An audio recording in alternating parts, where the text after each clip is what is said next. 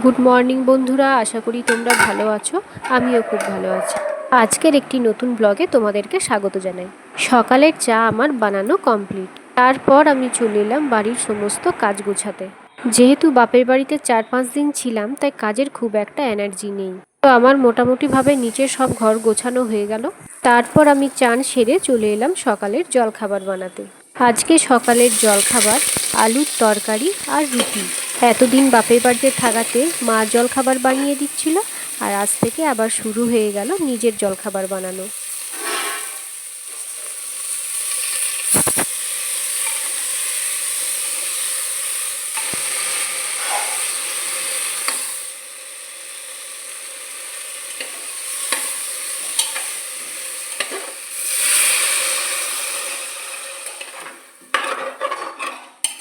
বন্ধুরা, আমার আলুর তরকারি রেডি হয়ে গেছে। এবার আমি আটাটা মেখে নেব।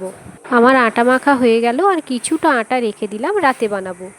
আমার জলখাবার বানানো কমপ্লিট। বাবাকে আর মেয়েকে জলখাবারটা দিয়ে দিলাম। তারপর আমিও জলখাবার খেয়ে নেব, তাই রুটিগুলো একটু তেল দিয়ে ভেজে নিচ্ছি। তেল দিয়ে রুটি ভেজে খেতে আমি খুব ভালোবাসি। বাপের বাড়ি থেকে আসার সময় মা সিঙ্গারা মিষ্টি দিয়েছিল, তাই সেটাও নিয়ে নিলাম। জলখাবার খেয়ে চলে এলাম ছাদে জামা কাপড়গুলো তুলতে। আজকে যদিও আমাকে কিছু রান্না করতে হয়নি, সব রান্না মাই বানিয়েছে। মা এদিকে ডিম সেদ্ধ হতে দিয়ে দিয়েছে, আর এদিকে ছোলা আলু পেঁপে দিয়ে তরকারি একটা বানিয়ে নিচ্ছে। তরকারিটা খেতে অসাধারণ হয়েছিল। তরকারিটা বানানোর পর মা এদিকে বসিয়ে দিল আমড়া মুসুরির ডাল। ডাল রান্না হয়ে যাওয়ার পর মায়ের বানানো হয়ে গেল ডিম কষা।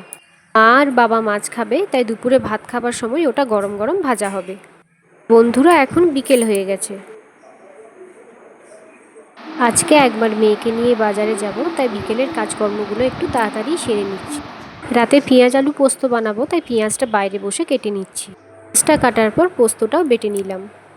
পোস্ত বাটার পর আমি রুটিটাও বানিয়ে নিলাম।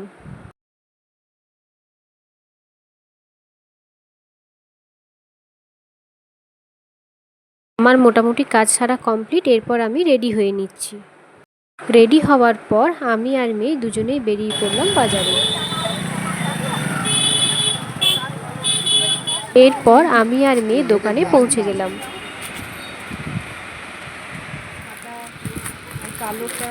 দোকানে মেয়ের মোটামুটি জামা কেনা কমপ্লিট। এরপর চলে এলাম আমরা অন্য দোকানে। মেয়ের মোটামুটি জামা কাপড় কেনা কমপ্লিট। এরপর আমরা বাড়ি চলে যাচ্ছি। বন্ধুরা, আজকের ব্লগটা আমার এই পর্যন্তই রইল। আর ভিডিও ভালো লাগলে একটা লাইক আর কমেন্ট করবে।